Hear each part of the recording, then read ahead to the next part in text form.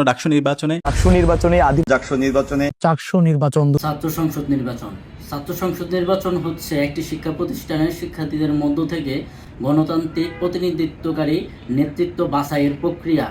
এই সংসদ দায়িত্ব পালন করবেন ছাত্রদের অধিকার, তাদের প্রয়োজনীয় বিষয় নিয়ে প্রশাসনের সাথে সংলাপে। শিক্ষা প্রতিষ্ঠানে ছাত্র সংসদ নির্বাচন কেন প্রয়োজন?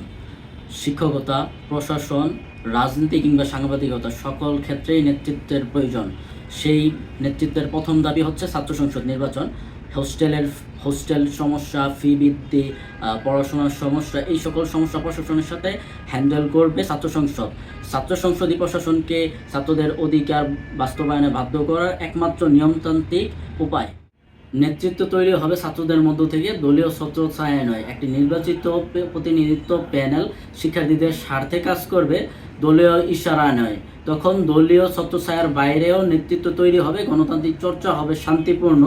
শিক্ষার্থীরা তখন দল নয়, ইস্যুভিত্তিক রাজনৈতিক চর্চা করবে। ভাওয়াল সরকারি কলেজে কেন ছাত্র সংসদ নির্বাচন প্রয়োজন?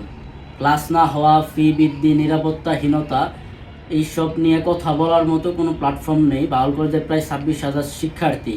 যদি ছাত্র সংসদ নির্বাচন হয় তাহলে স্থানীয় পর্যায়ে এই সকল সমস্যা সমাধান করা পসিবল। গণতন্ত্র যদি দেশের মেরুদণ্ড হয় তবে ছাত্র সংসদ নির্বাচনের মাধ্যমেই সেই মেরুদণ্ডকে সুদৃঢ় করা সম্ভব।